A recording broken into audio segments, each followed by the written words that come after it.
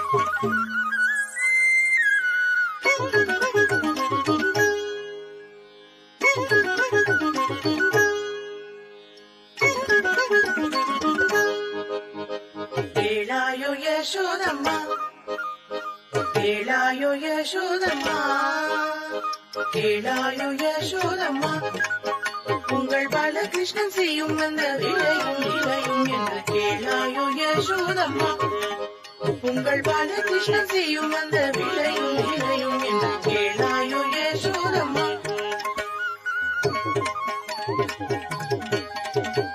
ஒன்றுமே அறியா என் மகன் கண்ணனும் மண்ணை தின்றான் என்று சொல்வது முறையா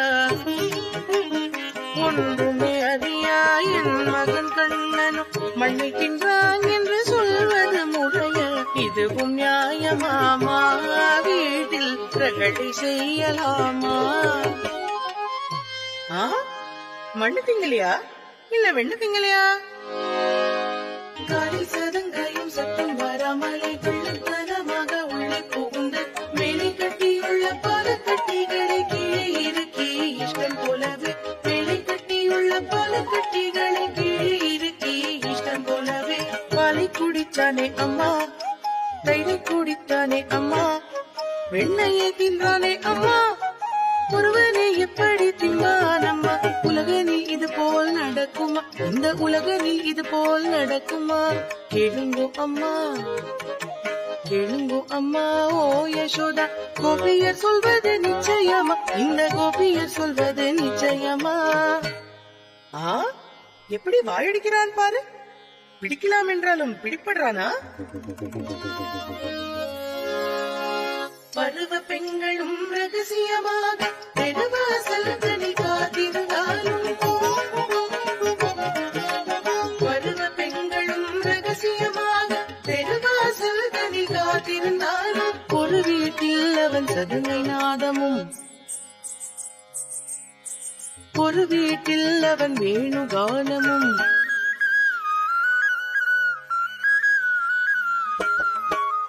ஒரு வீட்டில் அவன் சதகை நாதமும் ஒரு வீட்டில் அவன் வேணுகானமும் இதோ திருடன் சிக்கினான் என்று வேகமாய் தேடி போகும் ஓடிய போனா எப்படி வருவானோ எப்படி மறைவானோ எப்படி கிருஷ்ணனை கேளுவான் எப்படி வருவானோ எப்படி மறைவானோ எப்படி கிருஷ்ணனை கேளுவம்மா எனக்கு என்ன தெரியும் நான் அங்க இல்லவே இல்லையே பின்ன எங்க இருந்தாய்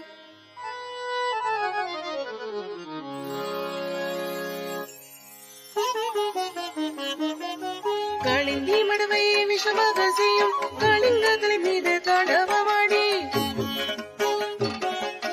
காளிந்தி மடவை விஷமாக செய்யும் காளிங்கதலை மீது தாண்டவமாடி பாலும் விஷம் பாம்பை சம்பாரம் செய்தே மாடுகளில் மீது வந்தேனே பாலும் விஷம் பாம்பை சம்பாரம் செய்தே மாடுகளில் மீது வந்தேனே மாடுகளில் மீது வந்தேனே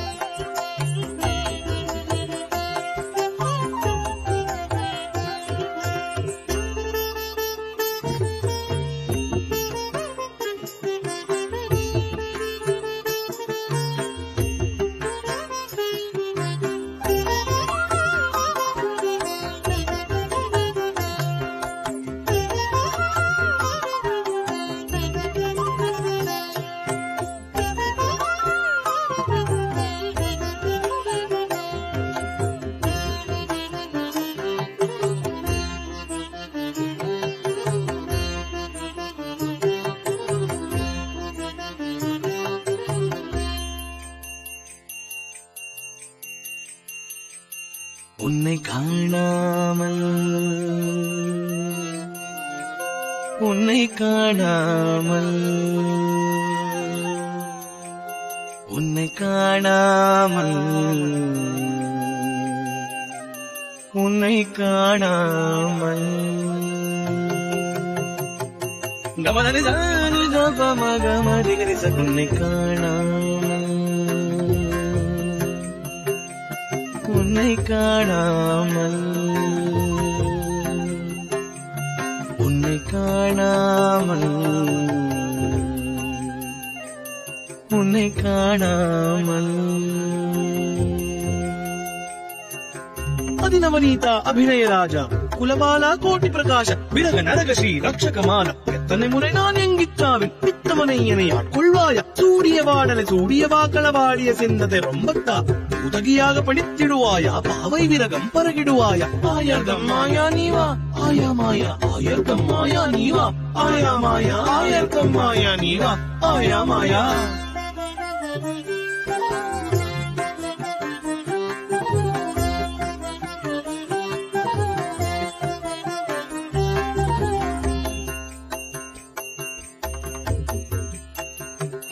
உன்னை காணாத நான் இன்று நான் இல்லையே விதையில்லாமல் வேறில்லையே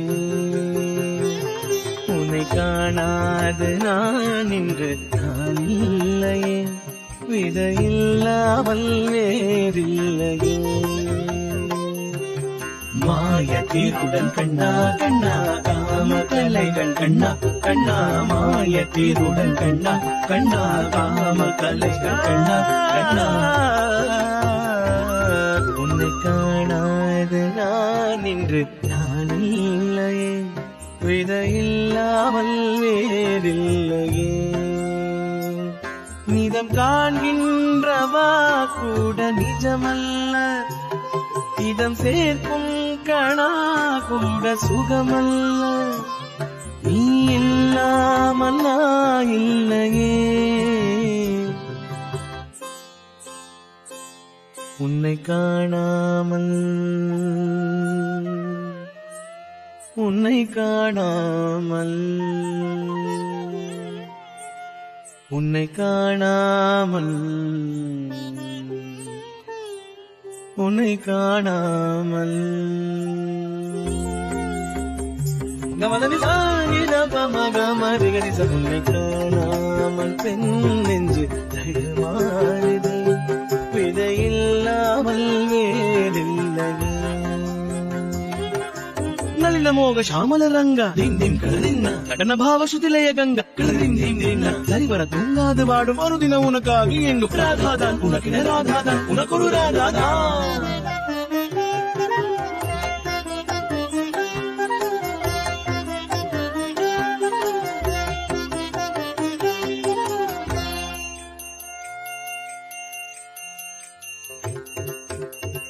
அவ்வாறு நோக்கினார் எவ்வாறு நானுவே கண்ணாடி முன் நின்ற பார்த்து கொண்டே ஒன்றாக செய்திட 100 நாடகம் ஒத்திகைகள் செய்து எதிர்பார்த்திருந்தேன் எதிர்பாராமலே அவன் எதிர்பாராமலே வந்து என்னை பம்புராமை சுரட்டி விட்டு உலகுண்ட பெருவாயில் எந்த வாயோடு வாய்ப்பதித்தான் இந்த பூலோகம் என்றொரு பொருள் உள்ளதை இந்த பூங்கோதை மறந்தாலடி இங்கு பூலோகம் என்றொரு பொருள் உள்ளதை இந்த பூங்கோதை மறந்தாலடி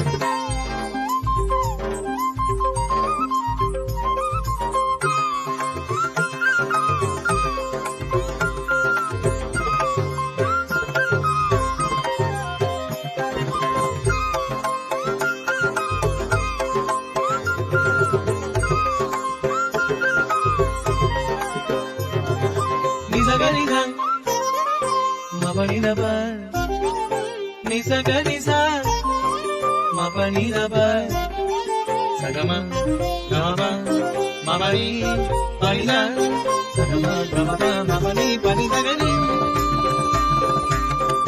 రాధా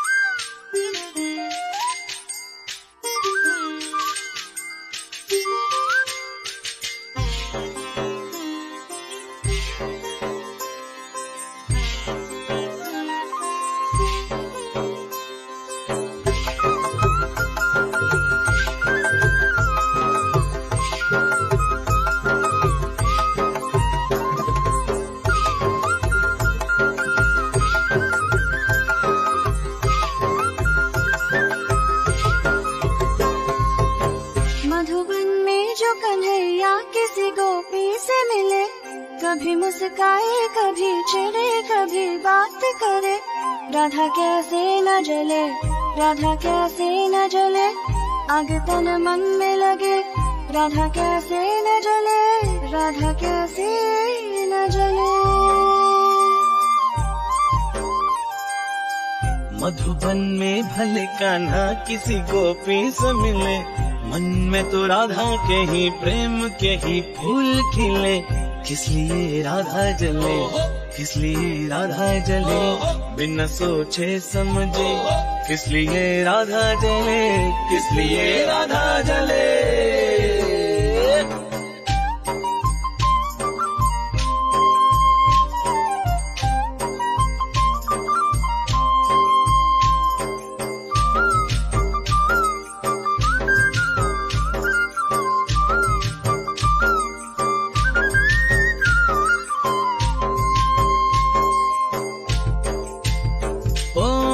गोपिया तारे है चांद है राधा, फिर क्यों है उसको विश्वास आधा।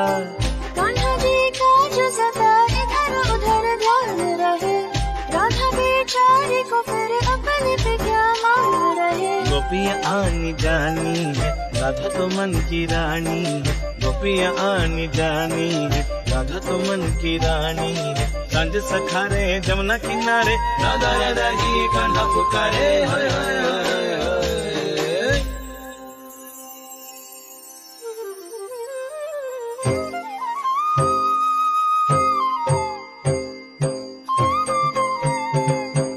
राधा कृष्णा राधा कृष्णा कृष्ण कृष्णा राधा कृष्णा राधा कृष्णा राधा कृष्णा कृष्ण कृष्ण राधा राधा राधा कृष्ण राधा कृष्ण कृष्ण कृष्ण राधा राधा राधा कृष्ण राधा कृष्ण कृष्ण कृष्ण राधा राधा राधा कृष्ण राधा कृष्ण कृष्ण कृष्ण राधा राधा।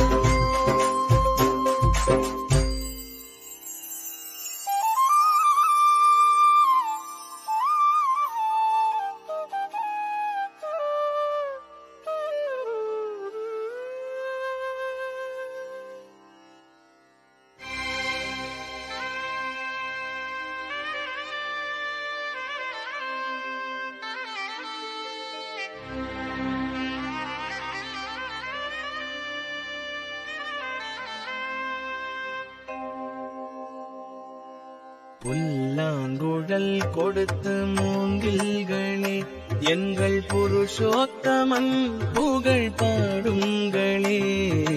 புல்லாங்குழல் கொடுத்த மூங்கில்களே, எங்கள் புருஷோத்தமன் புகழ் பாடுங்களே. மண்டாடும் கங்கை மலர் தோட்டங்களே, எங்கள் மதுசூதனன் புகழ் பாடுங்களே. வண்டாடும் கங்கை மலர் தோட்டங்களே, எங்கள் மதுசூதனன் புகழ் பாடுங்களே. புல்லாங்குழல் கொடுத்த மூங்கில்களே, எங்கள் புருஷோத்தமன் புகழ் பாடுங்களே. புல்லாங்குழல் கொடுத்த மூங்கில்களே.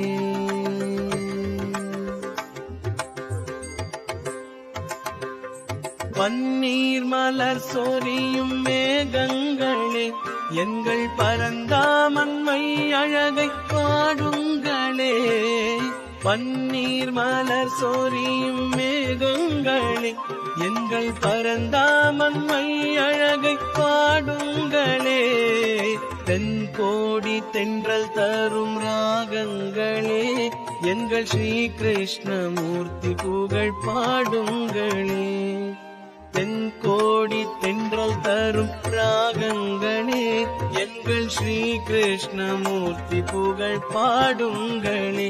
எங்கள் ஸ்ரீ கிருஷ்ணமூர்த்தி புகழ் பாடுங்களே.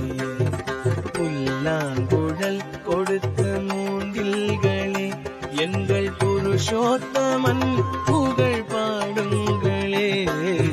புல்லாங்குழல் கொடுத்த மூங்கில்களே.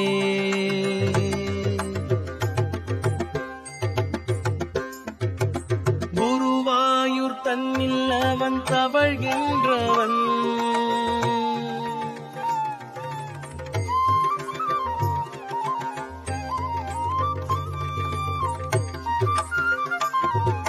குருவாயூர் தன்னில் அவன் தவழ்கின்றவன். ஒரு கொடியோடு மதுராவை ஆள்கின்றவன்.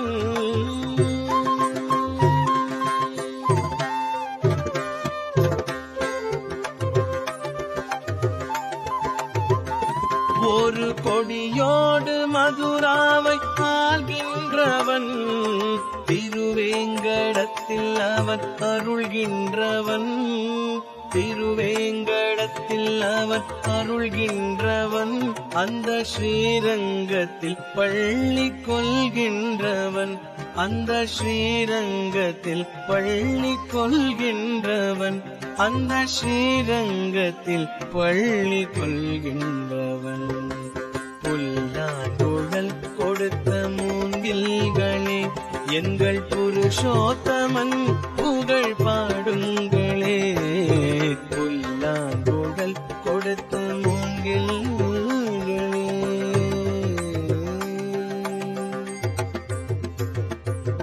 பாஞ்சாலி புகழ் காக்க தன் கை கொடுத்தான்.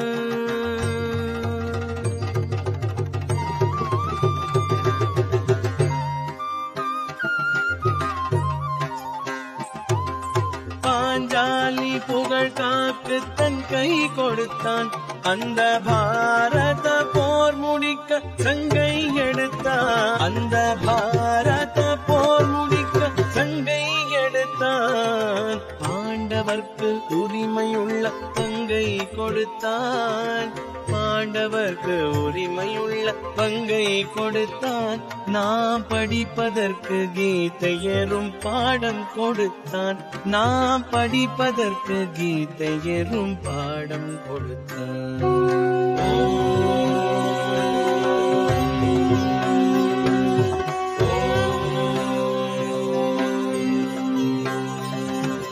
யதா யதா ஹி தர்மஸ்ய ग्लानिर्भवति भारत अभ्युत्थानाम् अधर्मस्य तदात्मानं सृजाम्यहम् परित्राणाय साधूनां विनाशाय च दुष्कृताम् धर्म संस्थापनार्थाय संभवामि युगे युगे संभवामि युगे युगे संभवामि युगे युगे.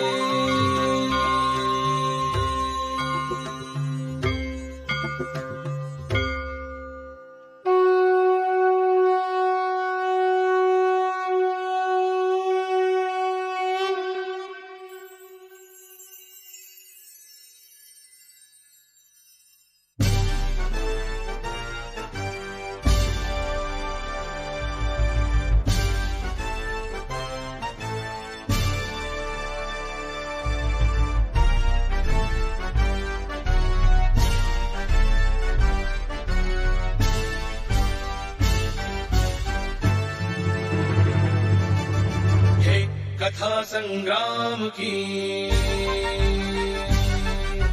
विश्व के कल्याण की।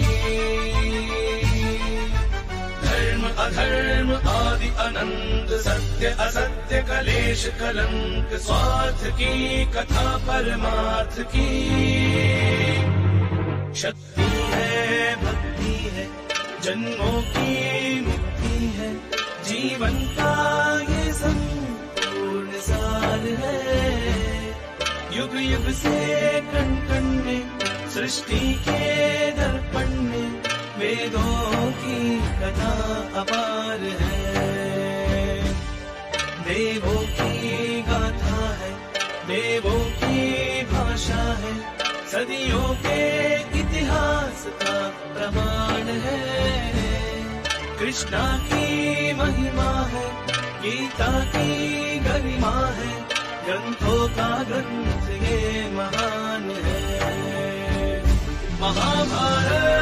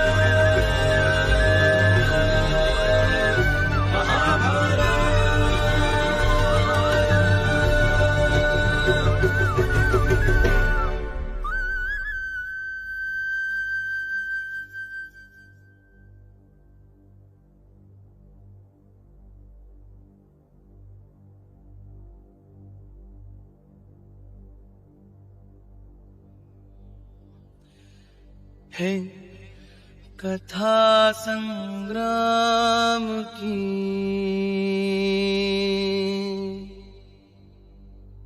विश्व के कल्याण की।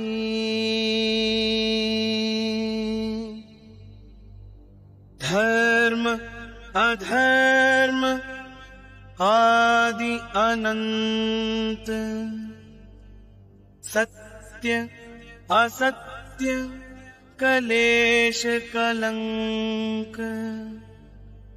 स्वार्थ की कथा परमार्थ की।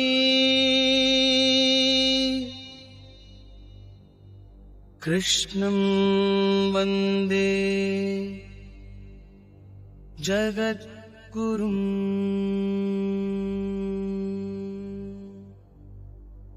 कृष्णं वन्दे जगद्गुरुम्।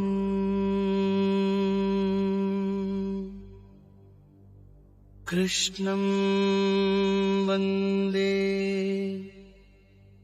जगद्गुरुम्।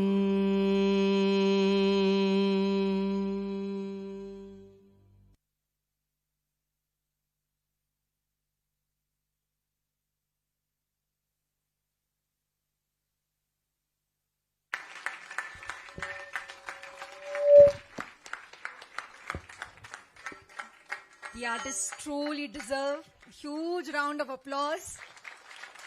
Such a captivating performance, bringing together devotion, beauty, rhythm, rasa, everything in just one complete performance. Thank you.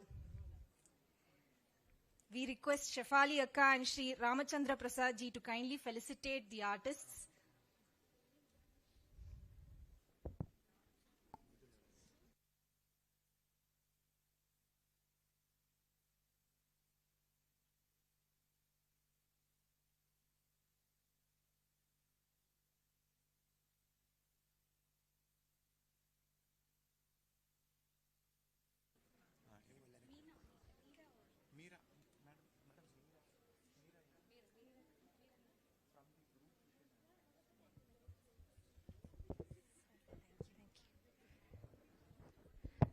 Adya Guru, Vidushi Srimati Mridula Rai.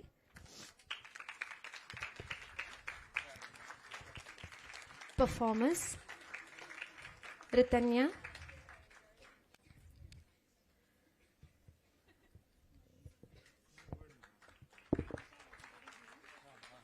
Gayatri, Karnisha, Kritula, Harini, Abhirami, Varshashri, Harshini, Darshana, Megha, Pragati, Pratoshini Devi, Samita, and Meera Shri Dandapani.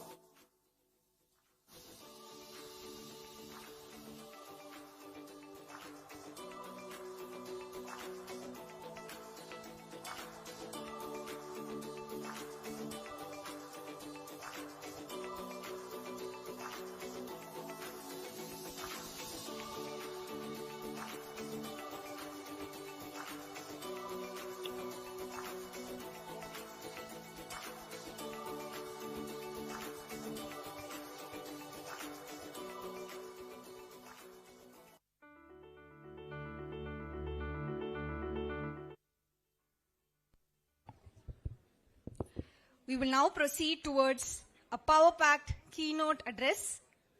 It gives me great honor to invite Lieutenant General Vinod G. Khandare Ji, PVSM, AVSM, SM, to deliver his keynote address on Operation Sindoor, Defending Dharma. His talk has been much awaited, and I request you all to please welcome our chief guest with so much honor and so much applause.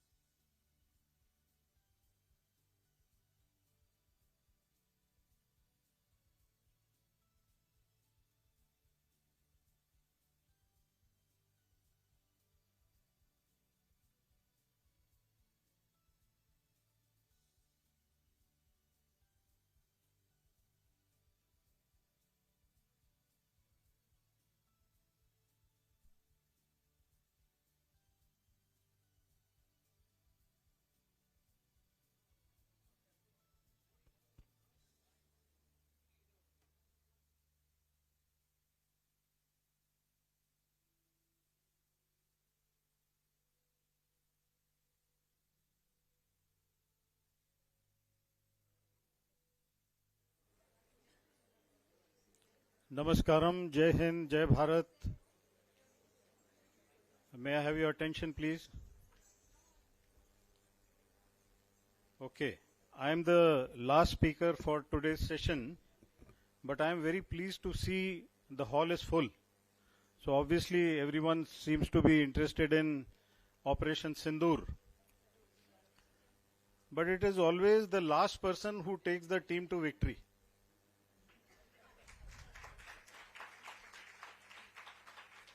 Now by now, so many of you would have heard, read so much about Operation Sindoor. So why am I here, why am I talking to you is because of Shefali ji when she asked me to speak about Operation Sindoor and defending Dharma. So there is a linkage to our ancient civilization, wisdom, and I am specifying on the wisdom part. What you have been witness to or what you have been seeing so far is information only. What is coming out in newspapers, what is coming out in media channels is information. But what is the analysis of that? What is the assessment of that? What are the lessons that we need to learn?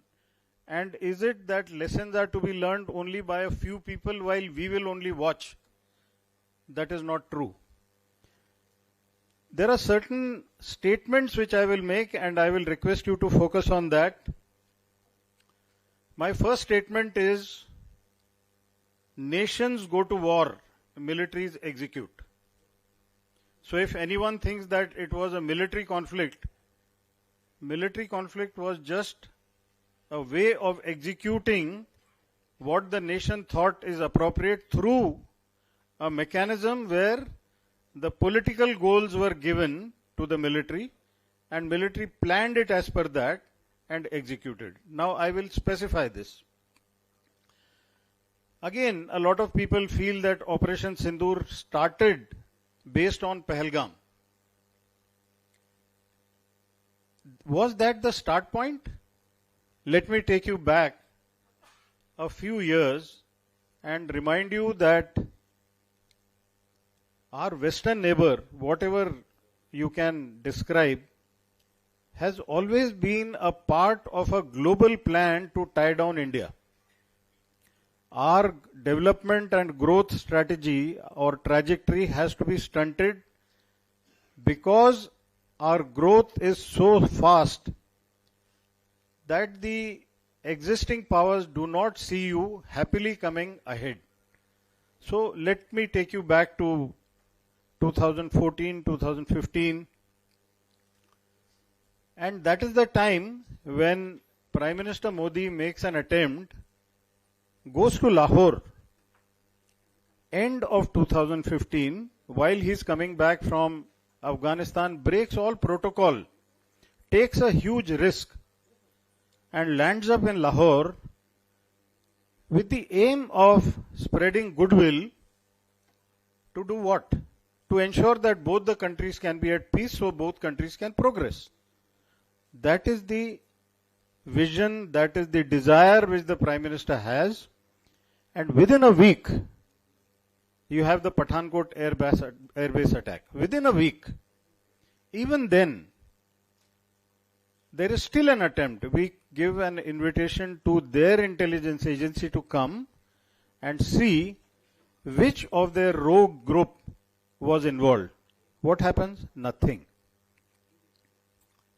Then Uri, in which 16 Indian army soldiers are killed. Now few of you who may not know, Uri is in Kashmir, absolutely on the line of control. And these soldiers, when they were killed, now I was the Director General of the Tri-Services Intelligence, which is called the Defense Intelligence Agency. And we all took a decision, the core group took a decision, and I was a part of that core group. We said this is enough. And you look at 20 years till then, 20 years before that, 26/11 Parliament attack. You look at Akshardham temple, you look at Bangalore, you look at Calcutta, you look at every place, the kind of terrorist attacks that had been inflicted on us, on our innocent civilians who had nothing to do with what was happening on the border. So what do we do? And how did it affect our society? Look at how your behavior had changed. Your children, you were told, look under your seat in the bus, is there an unclaimed bag? And if it is so, report. The entire life comes to a standstill. This is how we were growing up, which was not the best sign of a civilizational state. This is not the way you behave. You cannot always depend on non-violence and keep suffering. So when you start analyzing how did we react to various situations, when 26/11 happened, what did we do? Nothing. Why? Decision making paralysis. Then Parliament attack. What did we do? We mobilized. We mobilized for nearly 2 years. We were along the border. But even then, what happened? The army was not given, or the Army, Air Force, Navy were not given orders to go. So nothing happened. So what was this decision? This decision that we will go onto the border and be a threat to them and hope that Pakistan's behavior changes. It didn't. Now comes the time when you say, okay, if Uri has happened, and now I want to quote what the Raksha Mantri at that time, late Shri Manohar Parrikar, he told us in one of our secret meetings. He said, whatever pain has been inflicted on this side of line of control has to be magnified and passed on the other side many times more. And that's exactly what we did. But now again, I'm linking this. We said this was a terrorist attack, so the punishment has to be given to the terrorists. So the launch pads of the terrorists at 7 places were raided by us, destroyed, and we all came back safely. Not a single soldier got killed of ours. Now a lot of people, they have a misnomer. They say, this is the first time we did surgical strike. It's not so. Many years we have been doing raids across the line of control. My battalion, I have myself done that in 2000. But this time there was a difference. We did 7 raids simultaneously on the same night. We thought now we've taught them a lesson. For 3 years, Pakistan behaved. 2019, Pulwama, 40 CRPF soldiers killed in a suicide attack on a bus of the CRPF at Pulwama. Now another thing, when we plan at the apex level, we are always very clear about one thing, that the same medicine should not be prescribed again. So this time we used the Air Force. And this time we used Air Force at one of the training camps, which was across the LC, across the IB. IB is international border. At a place called Balakot. Balakot is a village closer to that training camp. Otherwise that training camp is at a place called Jabbar Top.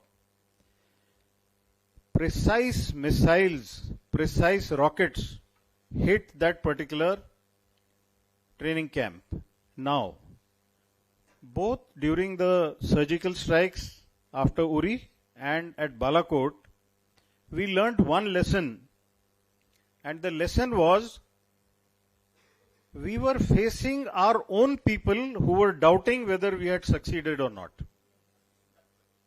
And that is the worst feeling that a soldier can ever get, because in our training, we are never taught to bring evidence, because we start with the premise and end with the premise that my nation will trust me.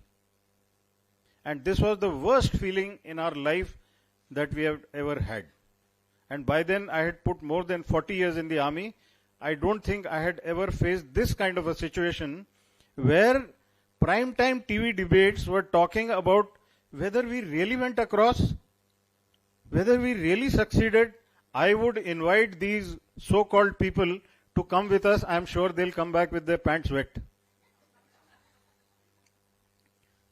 Now, after 2019, now the next time this happens, and 2019, you recollect, Article 370, we took a major decision, and everything seemed to be going well.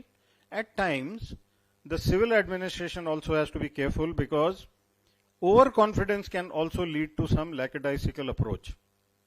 So when we say, why did Pahalgam happen?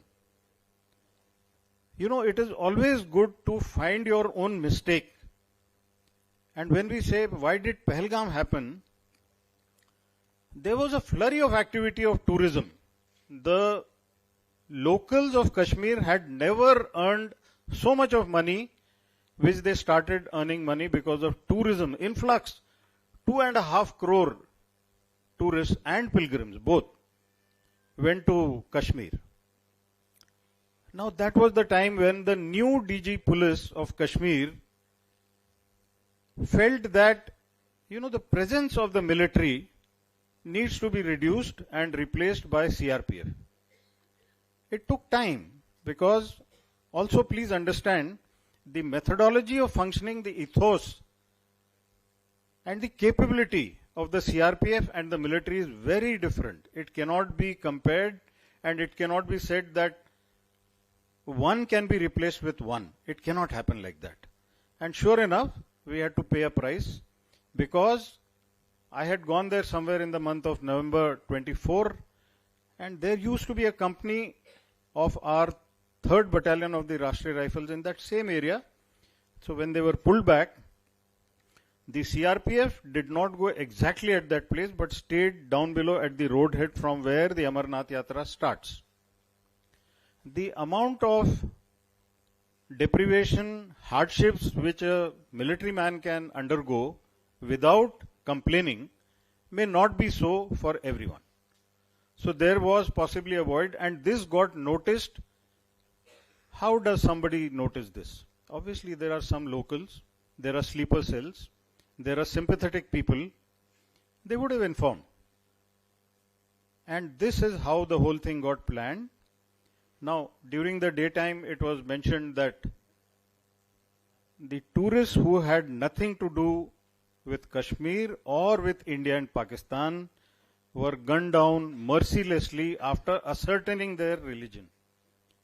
Now, these things are absolutely barbaric, but here I want to point out this part, the version which I have just said, this was also doubted by our great intellectuals.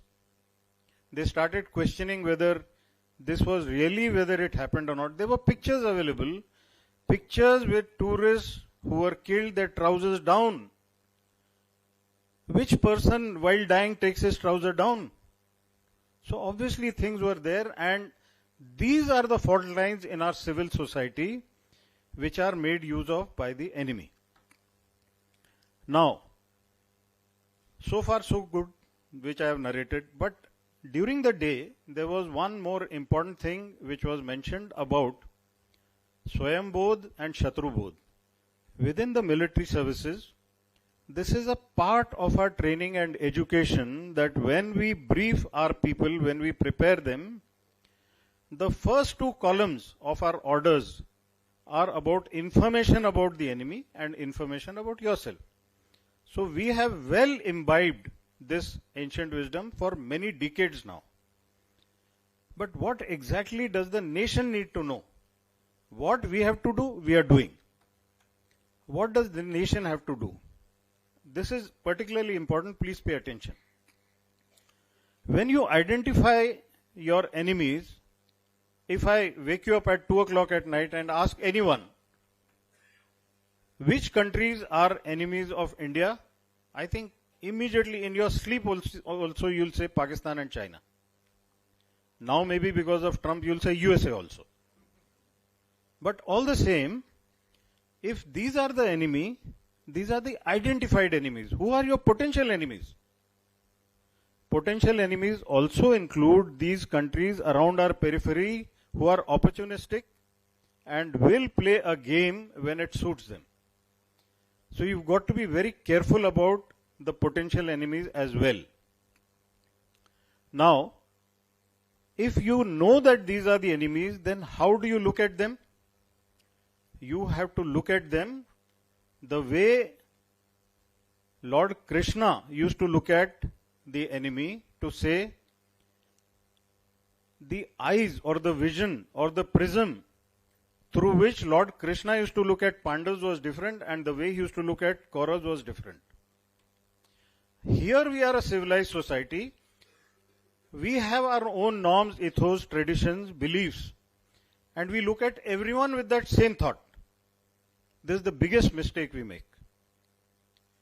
When I start describing to you Pakistan, and I want to describe Pakistan to you, here is a country which is born out of its own will. We did not force them to get born. They were born out of their own will, and those who wanted to get born stayed here. So in the bargain, you have a 2.5 front, which General Rawat always used to say. Those who went across were minuscule, and bulk of them stayed here. And these are the sleeper cells, sympathetic organizations who keep making your job that much more difficult. Those who went across, obviously, they had their own problems. They still have their own problems, that he's from Khyber Pakhtunkhwa, he's from Sindh, he's from Balochistan, or he's from Punjab.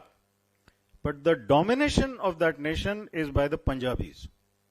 Their military is dominated by Punjabis. When the partition happened, while 28% of the land went to Pakistan, but 33% of the army went to them. This was a great imbalance. And that was that imbalance which caused a major problem, and you had within a couple of years the military staging a coup and Field Marshal Ayub Khan coming to power. Now when Ayub Khan comes to power and he watches India in a world which is a dream world, that they want to become the greatest statesman of the world, and everyone will love us, everyone will be peaceful because we don't have enemies. So you lost on that Shatru Bodh. And because you lost on that Shatru Bodh, and they were looking at us critically, so when in 62 we lost, there is no shame in accepting that in 1962 we lost. And it was not a military loss, it was a national loss. It was a national defeat. Why? Because Prime Minister Nehru felt that we don't need an army, and let these people get wasted out, let them retire. After that, we'll continue to do with a police force. The ordnance factories, instead of preparing or manufacturing guns and ammunition, were manufacturing coffee machines. This is a reality of 1962. Why I am telling you, a lot of you, especially the young children, don't even know this. Within the military, there was a lot of interference. The promotions, the appointments, the nominations were driven by family interests. General Kaul, who was appointed for the sector in Tawang, had no combat experience at all.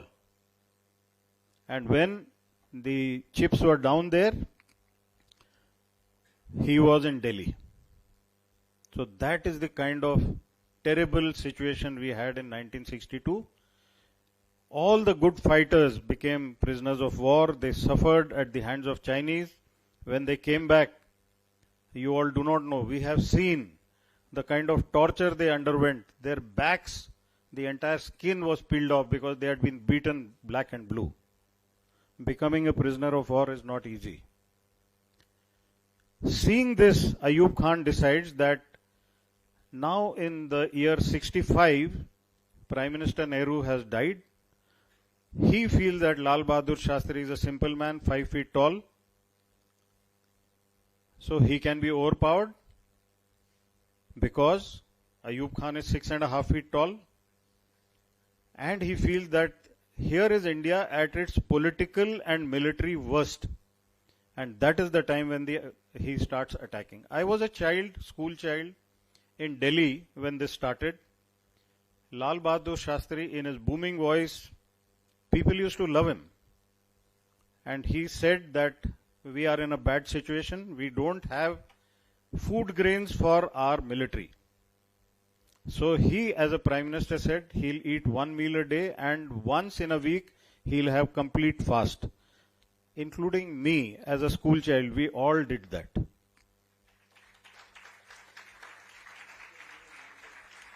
Why did we land up in that position? Too much of simplicity and innocence can be a major nightmare when the emergency comes. Anyway, the military did very well. We captured something which was one of the most difficult territory to capture, Hajipir Pass. Major Ranjit Dayal went across with his company and captured that.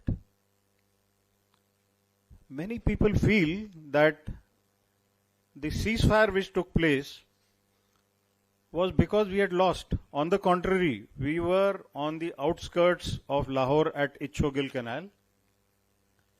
We were across that. 3 Jat had gone across.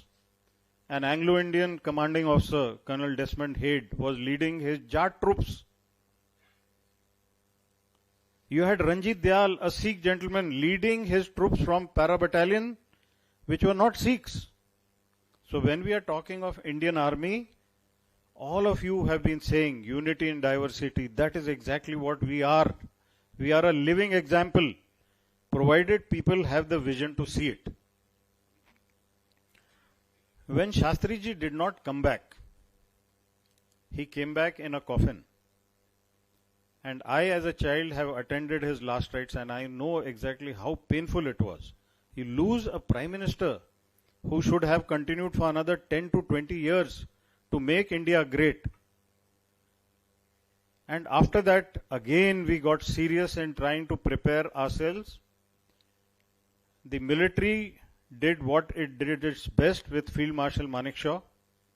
And 71 war was a major victory after World War II, when 93,000 prisoners of war and a separate country created. Now that, how did it happen? Professionalism. The interference from the political masters or the bureaucracy was just not acceptable.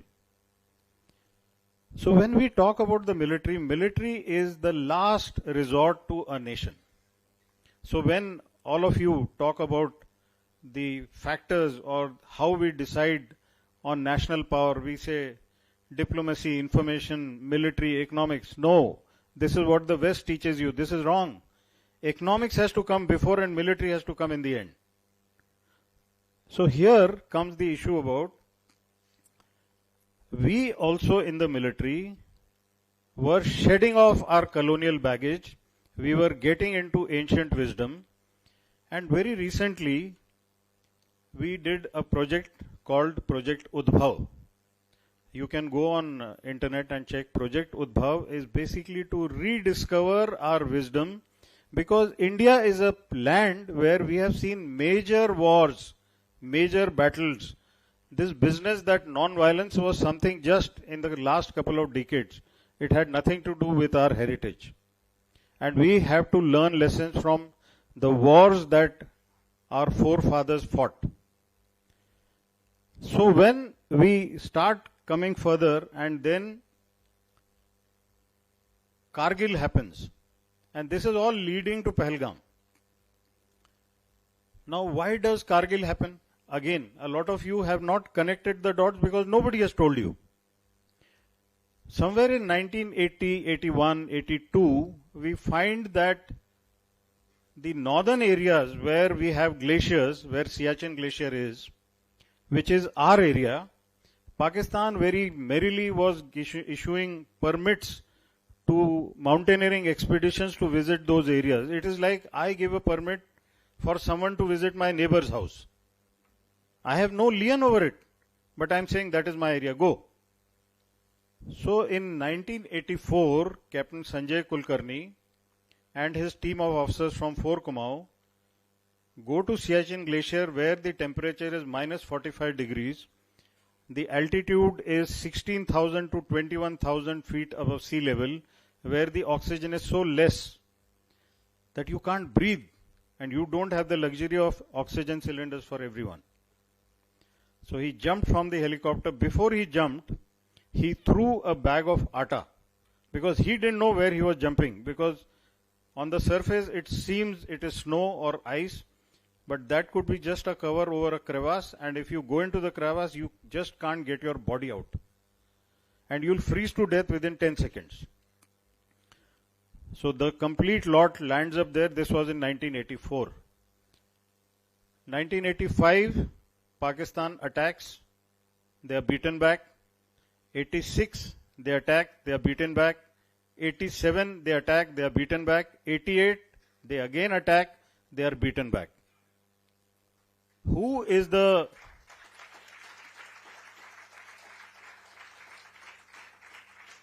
Now the point is, who was the brigade commander for these 4 years who was leading these attacks? Parvez Musharraf. He lost 4 times. He had it in his mind that I cannot accept defeat. And when he became the chief, he did Kargil. So this is the story which needs to be connected. Your enemy, my enemy, will never accept defeat, and if he is still defeated, he'll tell lies and make a field marshal out of a defeated chief. So now with the social media and with the kind of digitization of media, even a defeat can be projected as a victory because it depends on your narrative, and you are a born liar, so you will do it. India believed in action more than words. So when we did Operation Sindoor on the night of 6th, 7th of May, we decided, when I'm saying we, it was a decision of the CCS. What is CCS? Cabinet Committee on Security. A democracy always keeps the decision making to elected representatives of a democracy, and that is the CCS, a committee of 5 people headed by the Prime Minister. So it's the Prime Minister, the Foreign Minister, the Defense Minister, Home Minister and Finance Minister. These are the 5 people. Who advises them? The National Security Advisor, the CDS and the 3 service chiefs advise them. So they advise them that, look, as an elected government, you please decide what targets to be chosen and then leave it to us how to do it. What is to be done, you please tell us. Rest we will do how we will do. The choice was between 2, military targets or terrorist targets. The political decision was terrorist targets. Which terrorist targets? 3 tanzeems. Tanzeems are those groups of militants: Lashkar-e-Toiba, Jaish-e-Mohammed and Hizbul Mujahideen. These are the 3 prominent tanzeems which have been troubling India all through.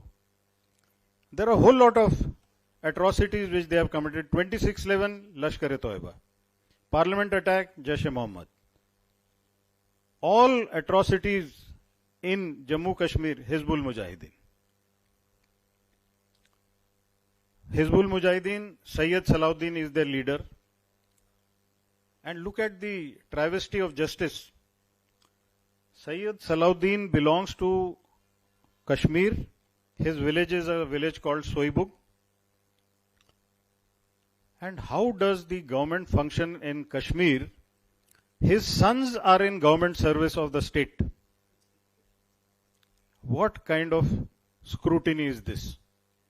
It is only after the present government came that they dismissed these 2 chaps. Otherwise, they were busy enjoying the fruits of our taxpayers' money. The second person, Masood Azhar. Again, when you look at Jaish-e-Mohammed, it is possibly somewhere a mistake happened in 1999 when the entire world was looking for a new century to dawn. That is the time around 25th of December, a plane, Indian Airlines plane, starts from Kathmandu, is supposed to land in India, but Amritsar and then Lahore, then Dubai and then Kandahar. Masood Azhar is one of them who's released. It is not the first time that had happened. Even during VP Singh's time, when Mufti Muhammad was the Home Minister, when his daughter was kidnapped, within a few days, Ghulam Nabi Azad's nephew is kidnapped, and a whole lot of about 20 to 30 terrorists are released. And this was the period after Kargil. I was commanding my battalion during Kargil operation and during this part of Kandahar. The Prime Minister Atal Bihari Vajpayee, who was a thorough gentleman, was pressurized so much by the parents of the people who were in that hijacked plane that perforce he sent Jaswant Singh, Minister Jaswant Singh, and Mr. Ajit Doval also went in that plane, and or rather he was already there. Negotiations took place, a lot of hard negotiations took place, but 3 of these terrorists were released. They moved into Pakistan, and 2000, this happened in 99, 2000 and 2000, Jaish-e-Mohammed was created. Now Jaish-e-Mohammed since that time has been on a rampage against India. So if we say that the CCS after Pahalgam decided to go for the terrorist targets, I don't blame them.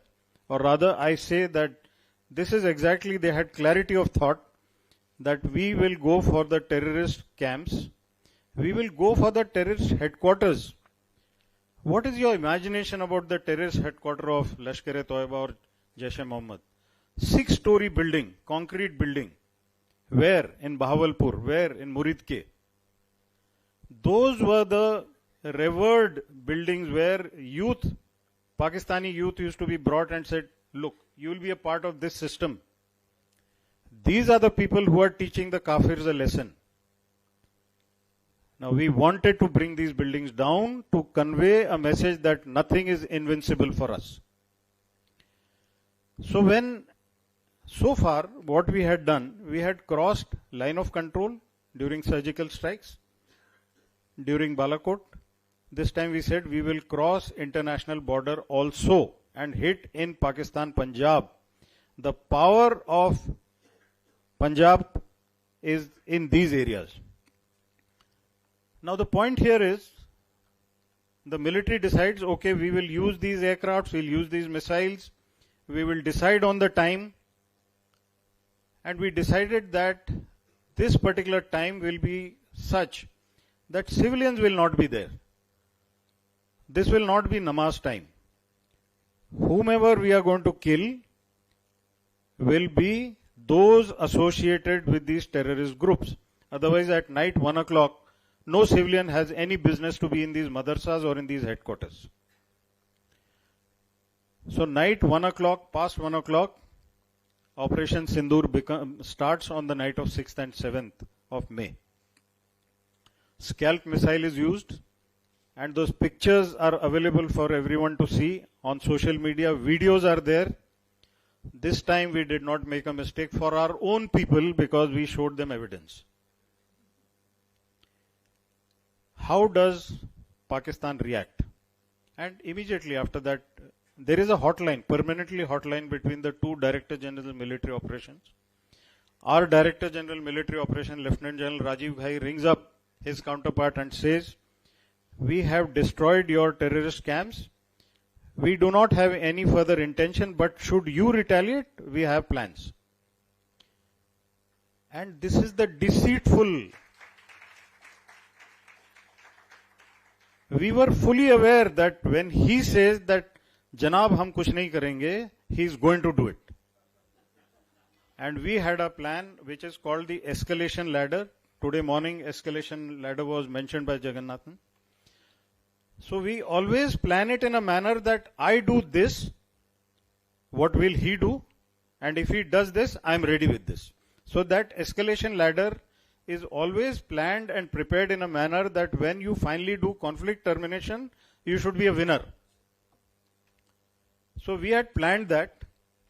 And how did he react? He immediately started his drones and missiles on whom? On our civilians along the border. He attacked our civilian villages at Uri, Punch, Rajouri, Jammu, Amritsar, Badmer. And what was the condition of the civilians? They had to be evacuated from there. Their houses got damaged. A Gurdwara got damaged. He tried to attack a church also. Now, this is where, when Shefali gives me that dharma, what is my Rashtra Dharma? My Rashtra Dharma is protection of my population. And when today morning we were talking of what Kautilya said about Saptang and Janpad, in Janpad there are two things, which is my territory and my population. It is my Rashtra Dharma to protect both. Now it has got added. Now we are also in the age of new warfare, and in the new age warfare we are a digital superpower. So I also have to protect my digital sovereignty. So when Rajnath ji, when he speaks and he says, Bharat apni 1 inch zameen bhi nahi dega, means we will not give even 1 inch. Now we have to start saying, I will not even give 1 bit or byte. Everything of my data is my data. Nobody has any right over that. So we were prepared for that. So during Operation Sindoor, one thing which has not come out very clearly is that there were a whole lot of cyber attacks on us. And we withstood them beautifully. I think 0.01% of those cyber attacks would have succeeded. But we did not make it known, because when such things happen, you have to tell the enemy you have succeeded. Because he will falsely believe and then rejoice. So when we were talking about how do we behave, how does the military or the security system behave, don't believe in what you see in Bollywood, that the moment we succeed, we do a bhangra. We don't. We don't even utter a word. We just look at what next, what next, what next. We keep looking at that. So in this cyber attack, we kept quiet. We waited and we saw where is the gap. We were doing the same thing to them. What was going wrong is what I need to tell you. So their drone attacks, we had beaten back. Missiles, we had brought down a PL-15 live. Now we are doing reverse engineering of that Chinese missile. The drones which we brought down, it did not, our counter drone system was not a very expensive weapon system. In Indian Army, in the air defense, the Army Air Defense, there are two types of guns which we have been using since 1965. The L-70 and the Zu-23 twin barrel. At a particular stage, somewhere around 2015 or so, everyone said, now we must shed this off. And some great Indian brains who are so good at innovations, the kind of innovations that we do, somebody said, sir, we can make use of this. Let's do some modification. 3 modifications were done on these guns. One was open sighting system, which is taken for aiming, was replaced by a digital system. The second, the entire firing mechanism was given a hydraulic system so that it becomes smooth. And the third, the ammunition was modified. It was given a kind of an airburst capability, that there is a swarm of drones of 400 swarms, and this ammunition goes and bursts. And with those pellets, it brings down 20, 30, 40 drones in one go. These were the ones which succeeded.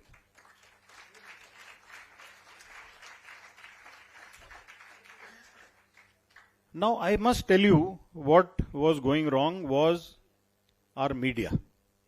and I am not ashamed in saying that we made a fool of ourselves. There was one channel which was showing that, the Indian army has attacked Lahore. There was one who said, we have gone into POK. There was one who said, the Navy is destroying Karachi. What happens as a nation? Please look at it as a nation, don't look at it as a channel. The entire world says the credibility of Indian media is zero. Hereafter you say anything, they are not going to believe you. They didn't ask anybody. In fact, the Home Ministry said, stop, don't do it. But we still have some great champions who continued. Now, why did this happen and why is it happening? The fault line lies that our law is either weak or we don't have a law. There was a whole lot of spies who were detected, arrested, interrogation, put behind bars. The maximum sentence that a spy gets is 3 years. The act is of 1923. Where are we? Is this the way to fight a war? Here again I am trying to stress that when nations go to war, please don't look at military for every solution, whether it is information, whether it is law. We as a nation need to find our way correctly. So in the first session,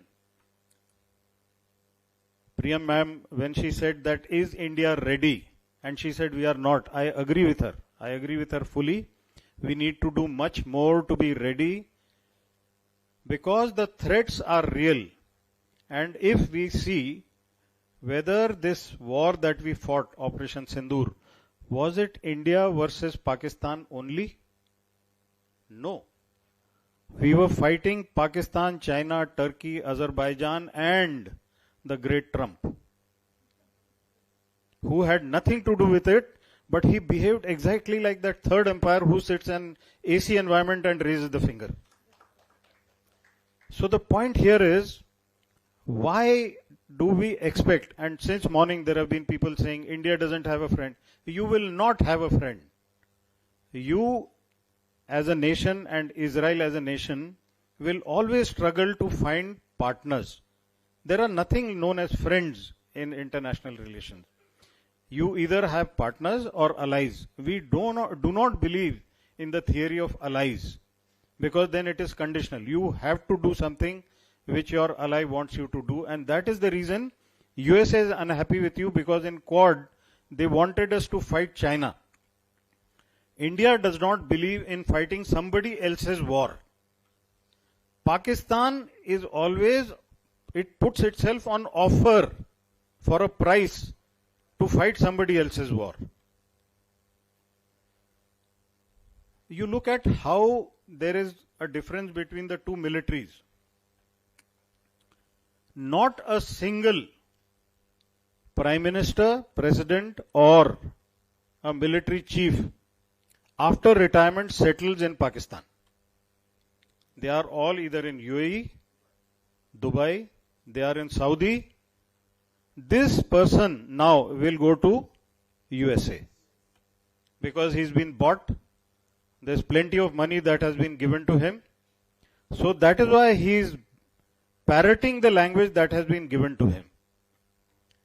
One more thing. So when I'm talking of Shatrubodh, I must tell you about their military. All our chiefs are living in their 3-bedroom flat in Noida, Gurgaon, Chandigarh, Mohali, Pune. That is how we believe. Because this is my land, I need not go out anywhere and I have to stay with my own people. That is the difference. The other difference. The entire Pakistan economy, why doesn't it do well when Indian economy does so well? We were partitioned at the same time. Or they can say they were one day older than us. But most of the things, when I say most is in all bloc capitals, most of the commerce in Pakistan is controlled by their military. Ayesha Siddiqa's book, Military Incorporated, Military Inc., please read it. Ayesha Siddiqa is a Pakistani who has done a lot of research and seen that the entire transport system, the real estate, the industry, cement manufacturing, cornflakes manufacturing, sanitary napkins manufacturing, steel, everything is manufactured by that industry which is owned by Pakistani military. All the profits come to one particular place that is distributed among the members of those people who retire there. Plots are given for free twice in the career. We don't have this silly system here. And that is the reason when every time in Pakistan the democratic parties come and try to demand their political rights, the Prime Minister is sent to Dubai.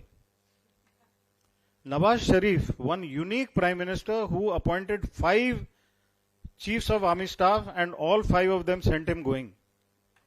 So this is the kind of army that you are looking at. So please, for God's sake, do not look at them with that same innocence of Bharatiya Sanskriti.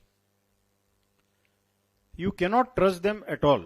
So when somebody says that, look, we are not going to do anything, and then they attack Punch, Uri, we know this is coming.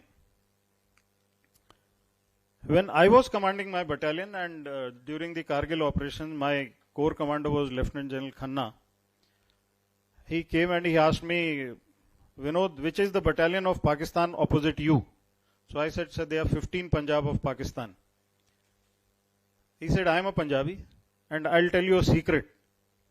Punjabis understand a language of kicks. You kick them hard and they will behave. And in my entire tenure there, I kept kicking them and they kept behaving. You have to know how to control your enemy. And unless you look at them in that way, and all these issues which people say, Aman ki Asha, human rights, let's be good people, it doesn't work. It doesn't work with this lot of people at all. You listen to their media, you listen to those videos which are put out. Shahid Chaudhary is one of them who puts out.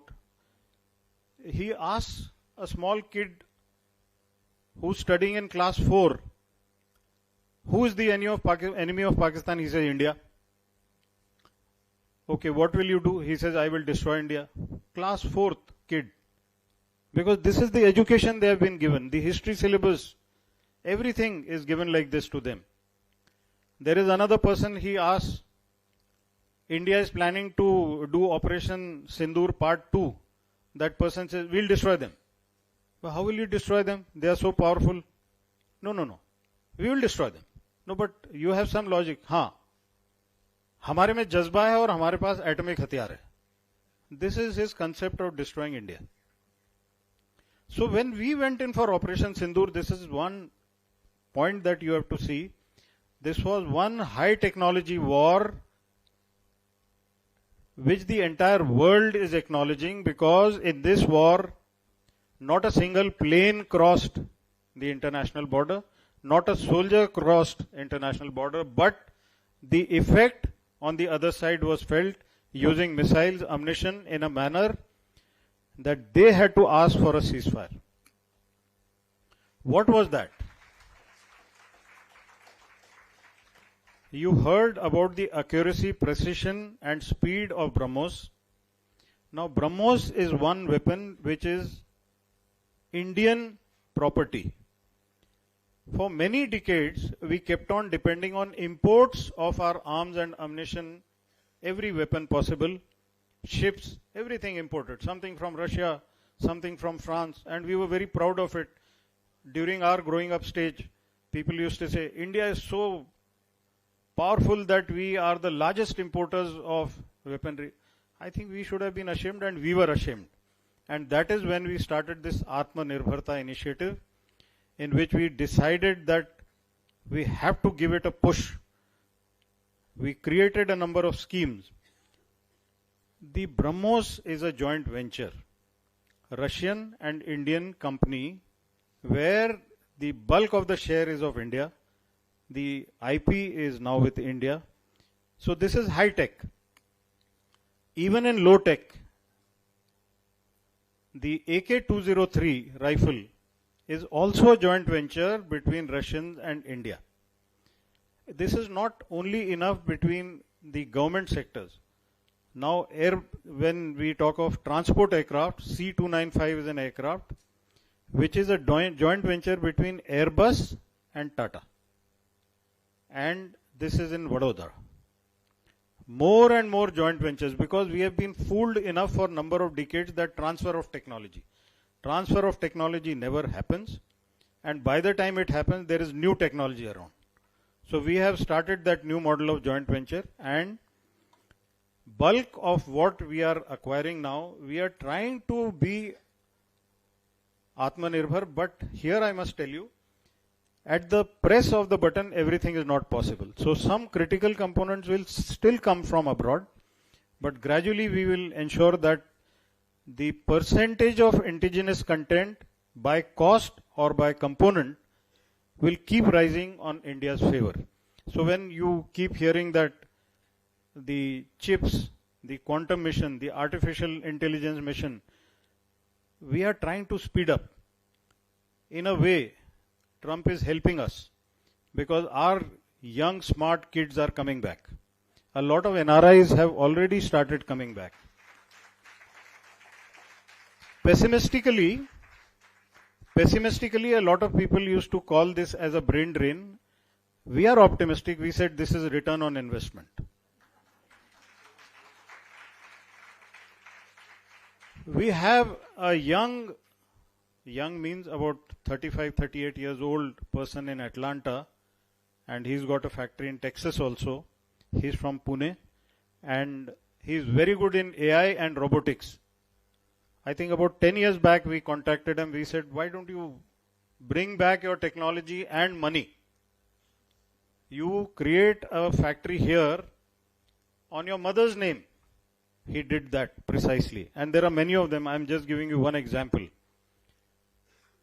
He has 70 people working in USA and 700 people working in Pune. So, Operation Sindoor is not only about military alone. It is about all those pillars of the comprehensive national power that we talk of. A lot of people criticized us to say we shouldn't have stopped. A lot of people said, what has Indus Water Treaty got to do with that? Now I'll explain both these to you. Why did we stop after 88 hours? What is our Indian vision and mission? Viksit Bharat 2047. My future generation should be in a developed country. The only thing this is missing here, but we on our own ensure that Viksit Bharat should be accompanied by Surakshit Bharat.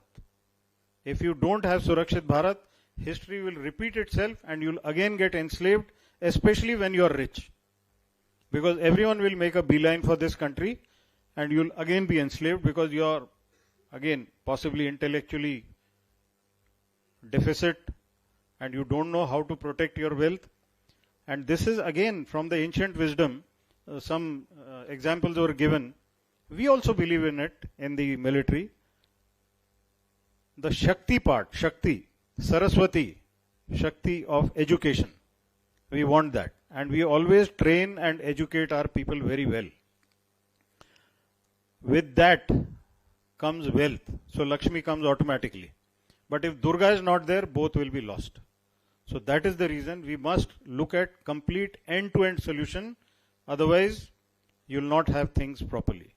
What else do we believe in our ancient wisdom? I went to Shantiniketan once, and the fourth generation caretaker who had been with Rabindranath Tagore, he insisted that he wanted to conduct me and have a dialogue with me.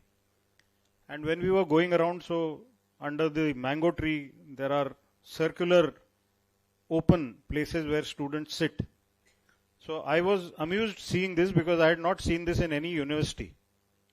So he straight away looked at me and said, there are only two places in the country where such open air, close to nature training takes place. One is Shantiniketan and second is Indian Army. We sit under a tree. Our Guru is in front. We are in a semicircle. He's looking at us, he's teaching us about a weapon, about ammunition, about everything possible. Most of our training is outdoor, not in air-conditioned environment. Because when we fight, we will be fighting with the vagaries of weather, not in air-conditioned environment. So that is the reason. There is another deep thought, which I do not know how many of you possibly will think of it. In our Gurukul system, there was no concept of backbenchers. Everyone was front bencher.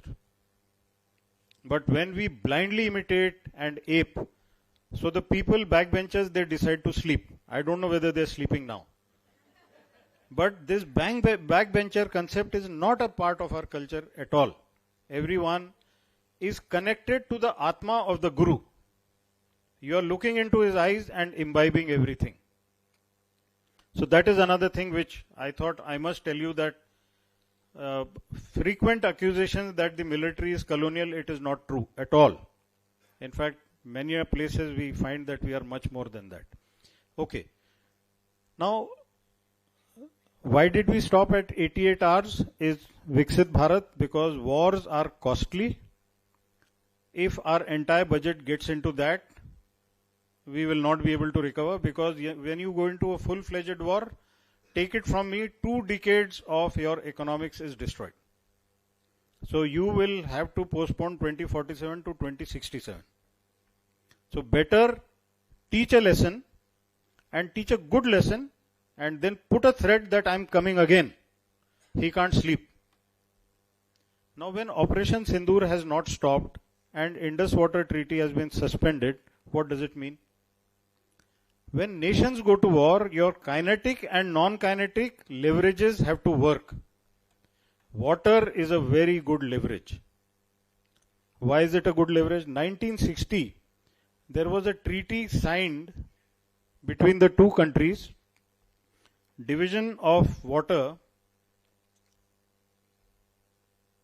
of the 6 rivers which flow either from India into Pakistan or from China, India, and then actually it is not China, it is Tibet.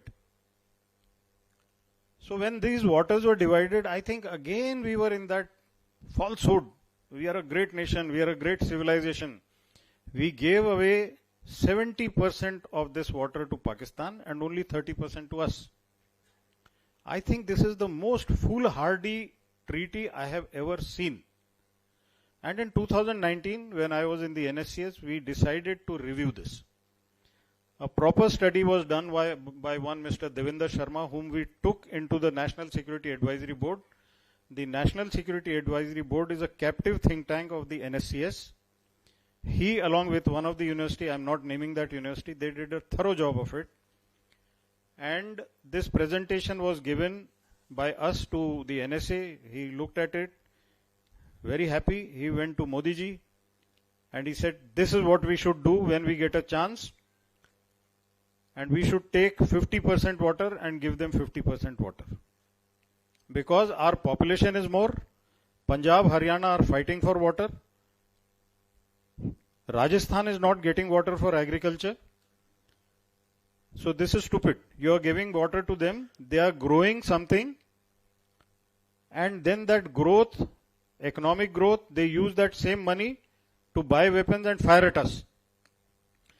In those areas where this water is going, they grow drugs, sell it to our people in Punjab, send it all over the country, ruin our youth.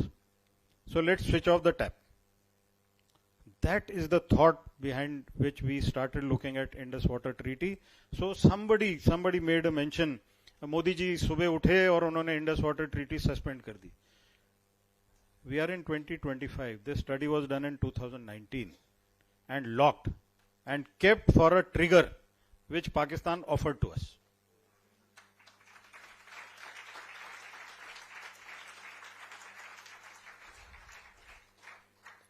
Now, I know I have completed my time, but there is so much to tell.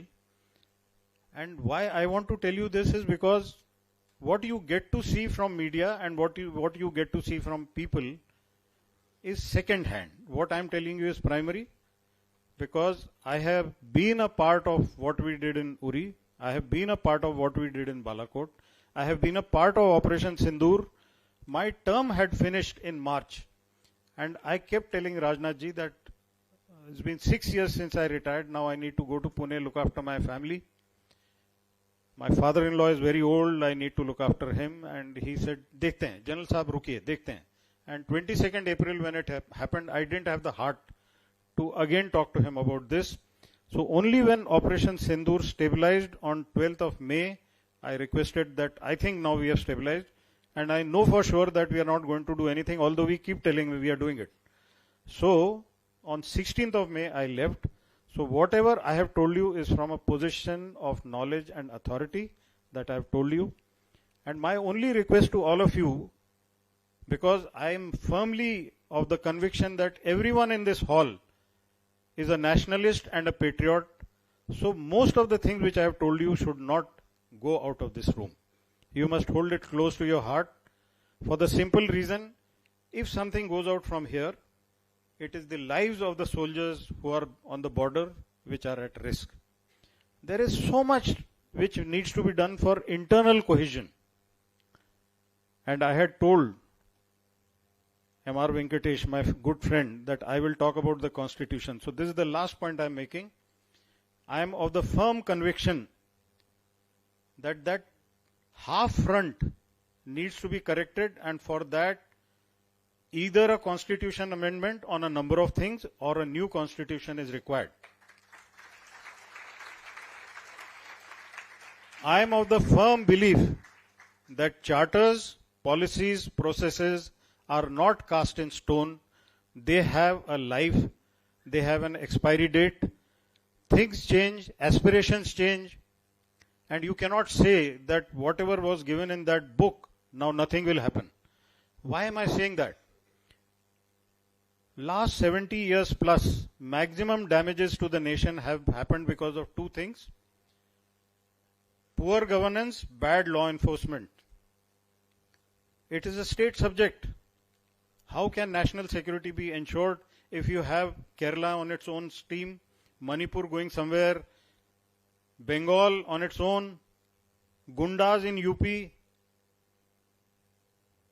the kind of political turmoil in Maharashtra? How can you have this?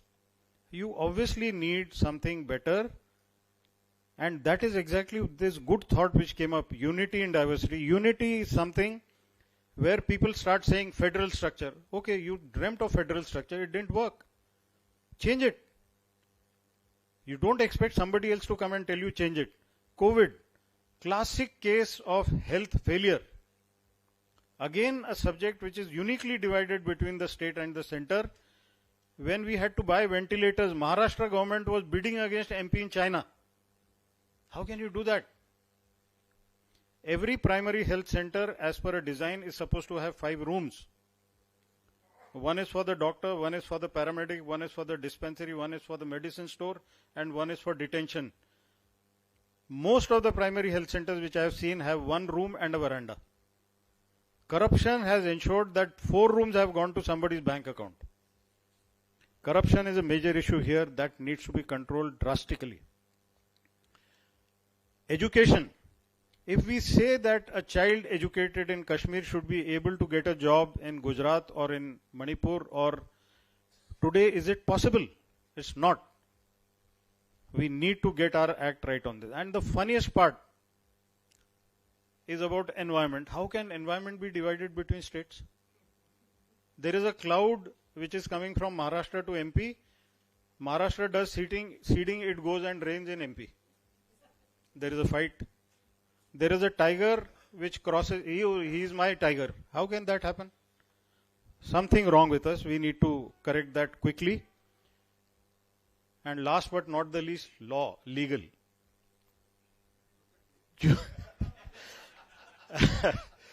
No, I just want to say reforms is not a bad word. Judicial reforms and police reforms, much delayed. A very famous and a very good ex-DGP police, Prakash Singh, please Google, all those who have not seen, Padma Shri, he put a PIL in Supreme Court Supreme Court gave a ruling for 9 changes to be done. It has not happened till date. Why is it not happening? There is something where the bureaucracy, and when we started about mock drills, all of you heard about mock drills. In 1965, when the air raid sirens used to blow, and there used to be a trench opposite my house, we used to go and jump into that. Today, I rang up one of the district collectors and I asked, do you have a siren? He says, no, I don't have a siren. So after 1971 or after 99, we did not do mock drill. We don't know how to do civil defense. And we've left our security to God. How does that IS officer not understand that he is not a collector of British era collecting revenue? He is the CEO of this district, and he better think and behave like that. So civil defense, internal reforms, media reforms, we are making fools of ourselves. The whole world is moving very fast. Operation Sindoor 2 can succeed only once we cover our fault lines, and in that every citizen is responsible. In any case, 51 alpha of the Constitution lays down fundamental duties. The first line of that very clearly says that it is the duty of every citizen to protect the sovereignty of the nation. I just want to do a very rough check. Please don't feel bad.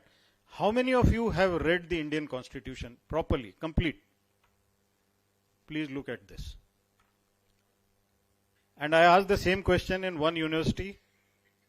Nobody raised the hand, so I looked at the VC. He also did not raise the hand. So I asked him, at least get a copy in your library, the Indian Constitution.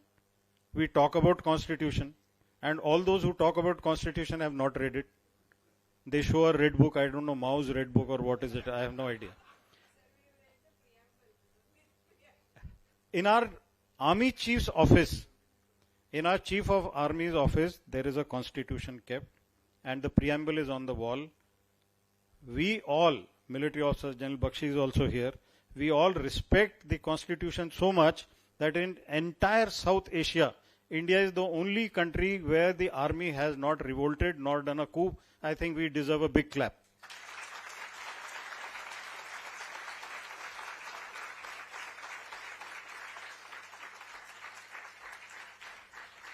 I will stop here. Pardon my taking some time extra. And I am here for any questions that you have. In addition to whatever questions you have which you want to ask me, and I'll request Jagannathan ji and Shefali ji also that I will leave my mobile number here. Any one of you can connect with me on WhatsApp. I do not pick up unknown number calls. That I must safeguard myself on that. So you can send me a question. I'll see when I can answer. So any questions, please feel free to ask.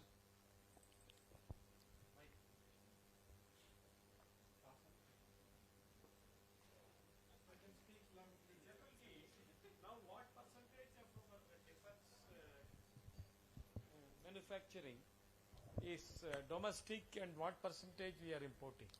See, when we look at percentage of manufacturing, I look at every system. I look at every product, because within that product, that percentage actually does not give you the correct picture, because the most critical component of that, if it is Chinese, then the whole thing can be hijacked. I'll give you an example. If I have a precision guided ammunition, say artillery shell, and the fuse is not made in India, while cost wise or component wise it may be 5%, but that ammunition is not going to be effective to me. So what my calculation will be, the critical part should become here. 16 lakh engineers every year we are churning out of engineering colleges. Our IITians are going to Silicon Valley, but we are not able to get many of our things, and it's not somebody's mistake. 2019 we did corporatization of Indian ordnance factories, 41 of them. There has been some change, but there is still a lot that needs to be done. Over the last 10 years, this indigenization has been taking place at a faster pace. Yes, now in indigenization, nobody gives you the best technology. You have to make your own drawings. You have to get your metallurgy, that metallurgy is not here, rare materials are not here. So you have to depend on somebody. But in these 10 years, there has been a new culture of startups which has started. Now we have to balance the big fish not being able to eat the small fish. There is a gentleman here who is wanting to discuss with me about the startups. I will talk to him and I will see what we can do about it. So in these 10 years, what has happened is marvelous. In 2014, defense exports were for 650 crores. Last year, we reached 25,000 crores.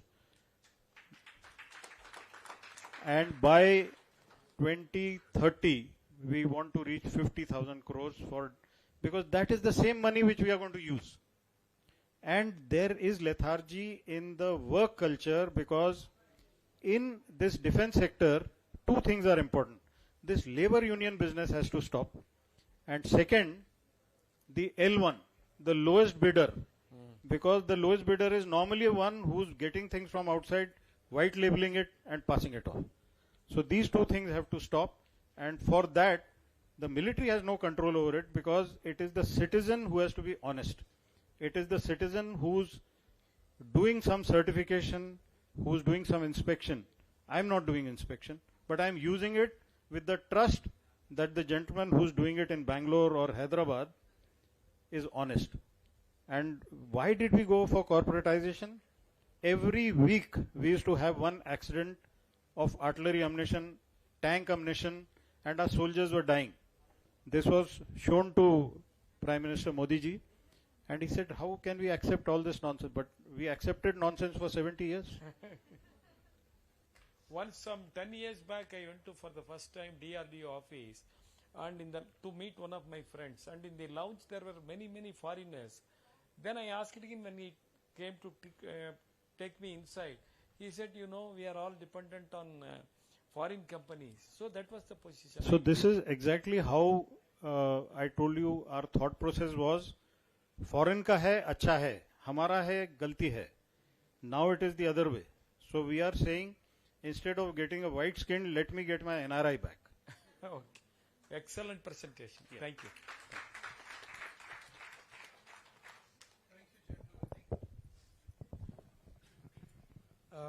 Excellent perspectives. In fact, I can't agree more. A couple of points. In fact, I did write to the Prime Minister on the day when the ceasefire was announced, and two things, I found it a little odd. One is, for the first 3 days of the Operation Sindoor, the Foreign Secretary was briefing the press. In my view, that was a mistake, because we willy-nilly internationalized the issue. What was the bilateral matter? For the first time, that hyphenation came back. India and Pakistan, were put on the same level, same plane again. So that was a mistake. And he also was, like a true diplomat, hedging his bets, escalation ladder, which you quoted, saying that we'll be proportionate, we will be doing this, as if, we were doing a tit-for-tat business here. And I think that was a mistake, and I pointed it out. The Prime Minister, truly acknowledged the email. The second point is, what you mentioned, the CCS in its wisdom said, attack the terrorist targets. But the terrorist targets are part of the army setup in Pakistan. The army, the ISI, and the terrorists, all terrorists are funded by the terrorist organization. The three you mentioned are funded by the army through the ISI.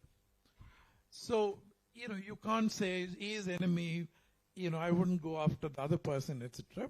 And, quite rightly, as you said, they didn't honor their word. They came and attacked us. They also attacked military installations very quickly. So I think, it's been said many times, Pakistan is an army with a nation, not the other way around. The civilian government, in fact, reports to the army on international issues. That's why you had General Munir, or now Field Marshal Munir, in Washington, D.C., negotiating. So I think that mindset needs to change. I would like to have your perspectives.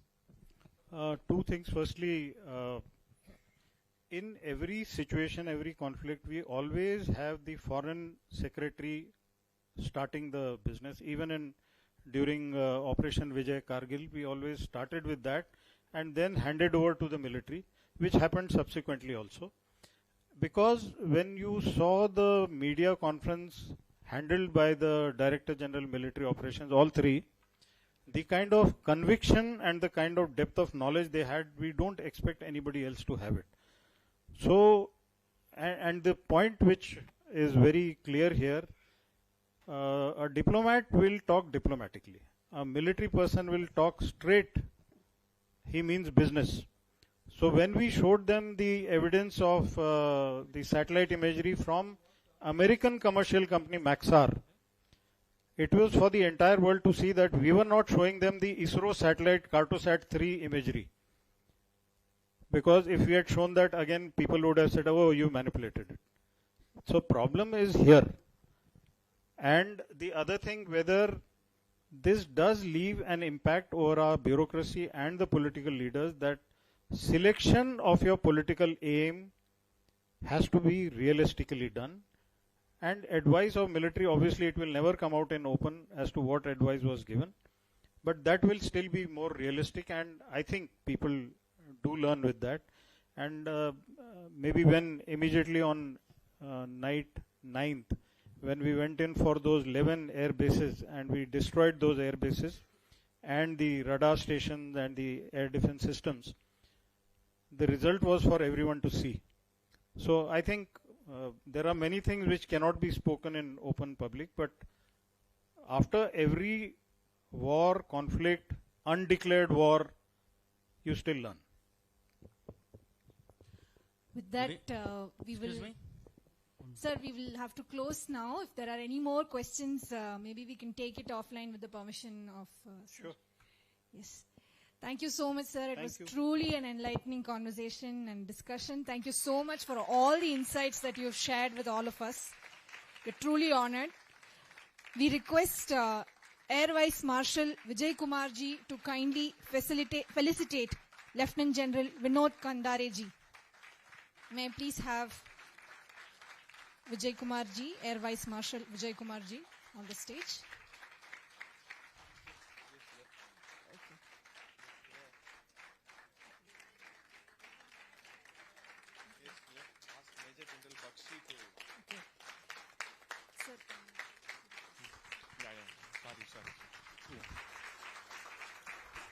It so happens. Thank you so much. Thank you. It so happens that Air Vice Marshal had to rush for something, so I'll request Major General Bipin Bakshi to.